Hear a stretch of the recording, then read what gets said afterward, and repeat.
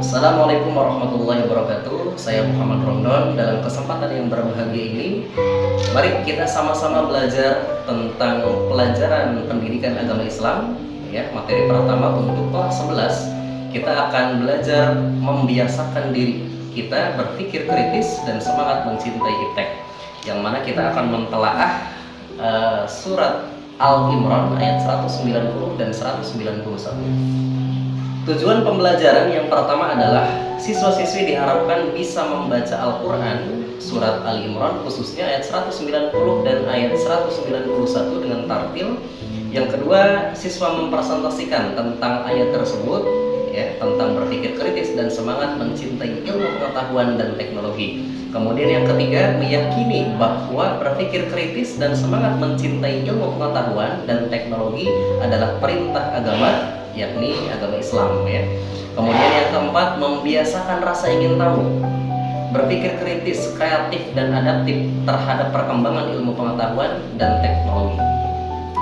Mari kita sama-sama membaca Quran surat Al-Imran ayat 190 dan 191 terlebih dahulu, ya, dengan sesuai anjuran tajwid yang baik dan benar, ya. A'udzu billahi minasy syaithanir rajim. Bismillahirrahmanirrahim.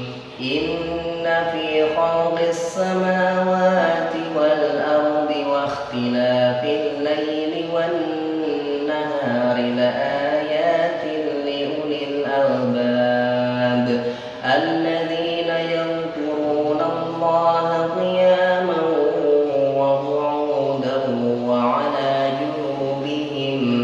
وعلى جنوبهم ويتفكرون في خلق السماوات والأرض ربنا ما خلقت هذا باطلا سبحانك فقنا عذاب النار. Sesungguhnya dalam penciptaan langit dan bumi dan pergantian malam dan siang terdapat tanda-tanda kebesaran Allah Subhanahu wa taala bagi orang yang berakal, yaitu orang-orang yang mengingat Allah dalam keadaan berdiri, duduk, atau dalam keadaan berbaring, dan mereka memikirkan tentang penciptaan langit dan bumi seraya berkata, "Ya Tuhan kami, tidaklah Engkau menciptakan semua ini sia-sia. Maha suci Engkau, lindungilah kami dari azab neraka." Baik, teman-teman sekalian, ayat ini diawali dengan inna fi khalqis samawati wal ardh, di mana Allah itu menciptakan langit dan bumi dan pergantian malam dan siang. Kemudian terakhir kalimat tersebut adalah laayatil liulil albab, bagi orang-orang yang berakal. Nah, ini menarik, ya. Jadi ketika Allah menciptakan manusia itu berbeda dengan hewan, berbeda dengan malaikat. Allah menciptakan manusia ini adalah laqad khalaqnal insana fi ahsani taqwim, dengan rupa yang sangat sempurna. Kenapa sempurna? Karena manusia ini bukan hanya ruh dan jasad, melainkan Allah memberikan akal dan nafsu. Berbeda dengan malaikat. Malaikat hanya diberikan akal, maka malaikat nggak pernah salah, taat kepada Allah Subhanahu wa taala. Juga binatang hanya diberikan nafsu oleh Allah, maka tidak bisa berpikir. Oleh karena itu agama turun kepada manusia, karena manusia punya akal dan nafsu. Agama turun bukan untuk binatang. Itu artinya apa, teman-teman sekalian? Ketika kita dalam kehidupan sehari-hari bisa mempergunakan akal dengan baik, ya, artinya mengedepankan akal kita dibandingkan nafsu kita, maka kedudukan kita itu lebih tinggi dibandingkan malaikat. Karena malaikat itu jelas taat kepada Allah karena nggak punya nafsu, hanya punya akal. Namun ketika kita dalam kehidupan sehari-hari mengedepankan nafsunya dibandingkan akal, maka kita lebih rendah dibandingkan binatang.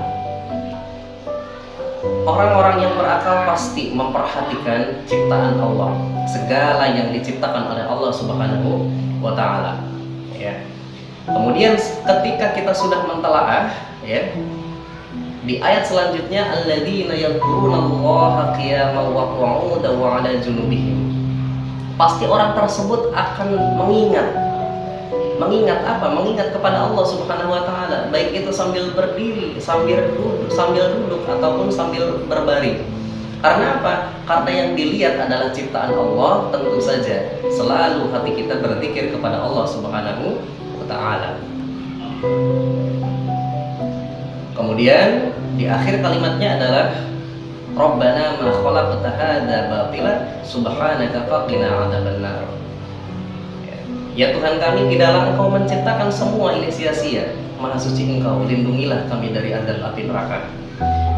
Baik. Segala ciptaan Allah Subhanahu wa taala itu tidak ada yang sia-sia. Bahkan saya kasih sampel satu. Ada makhluk Allah yang sangat kecil, ya, namanya nyamuk. Di mana nyamuk ini tugasnya, profesinya adalah menghisap darah manusia dan hewan. Ya. Tidak ada manfaat sama sekali ketika kita hanya melihat sekilas dari seekor nyamuk. Karena apa? Karena ketika nyamuk itu datang, itu merugikan kita. Namun karena ayat tersebut adalah Rabbana ma khalaqta hadza batila. Allah itu tidak menciptakan sesuatu yang sia-sia. Dan orang-orang yang punya akal melihat nyamuk ini adalah salah satu tanda-tanda kebesaran Allah Subhanahu wa taala. Kenapa bisa demikian? Karena orang-orang yang punya akal hanya dengan melihat nyamuk dia bisa mendapatkan ratusan juta bahkan miliaran. Kenapa?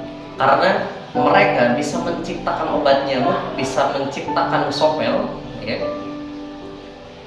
hanya gara-gara melihat seekor nyamuk. Artinya apa? Ketika tidak ada seekor nyamuk, nggak ada obat nyamuk. Nah, itulah salah satu contoh yang sangat luar biasa, di mana Allah Subhanahu wa taala tidak pernah menciptakan sesuatu yang tidak ada manfaatnya. Semuanya ada manfaatnya. Kemudian yang terakhir adalah hikmah mempelajari isi kandungan surat Ali Imran ayat 190 dan ayat 191. Yang pertama adalah orang tersebut akan menjadi pribadi yang lemah lembut. Ya, orang tersebut tidak mudah membenci orang lain. Kadangkala kita sering membenci orang lain, ya, sering menghujat orang lain hanya gara-gara kita tidak suka. Nah, tetapi ingatlah bahwa di dalam surat Ali Imran dikatakan Rabbana ma khalaqta hadza batila. Semuanya adalah ciptaan Allah. Ya, dan ciptaan Allah itu tidak ada yang batil. Semuanya ada manfaatnya. Ketika kita tidak suka dengan orang yang pelit, maka jadikanlah mereka pelajaran. Oh iya ya, ketika pelit kok seperti itu, rasanya nggak enak. Ketika kita melihat orang yang pemarah, ya, kita ambil pelajarannya bahwa oh iya ternyata orang pemarah itu dijauhi banyak orang. Berarti saya tidak boleh seperti itu. Ya. Jadikan hikmah pelajaran untuk kita semua. Ya. Kemudian yang kedua, hikmahnya adalah orang tersebut akan menjadi pribadi yang gemar memohon hanya kepada Allah Subhanahu wa taala. Bahwa kita harus mengingat semua yang ada di dunia ini, entah itu di langit ataupun di bumi, itu adalah ciptaan Allah Subhanahu wa taala. Artinya semuanya adalah milik Allah. Kita hanya dititipin. Ketika kita merasa bahwa rumah itu milik kita, kendaraan itu milik kita, istri milik kita, anak itu milik kita, mengklaim bahwa ini adalah hak milik kita, maka ketika ada satu benda yang mana pemiliknya itu ada dua, saling mengklaim, yang terjadi adalah keributan, yang terjadi adalah perselisihan. Bagaimana ketika kita merasa memiliki rumah tersebut, ya?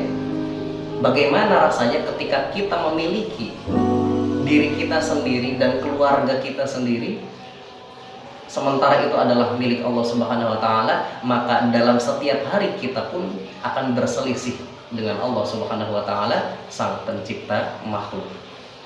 Baik, itulah yang bisa saya sampaikan. Mudah-mudahan bermanfaat. Kurang lebihnya mohon maaf. Wassalamualaikum warahmatullahi wabarakatuh.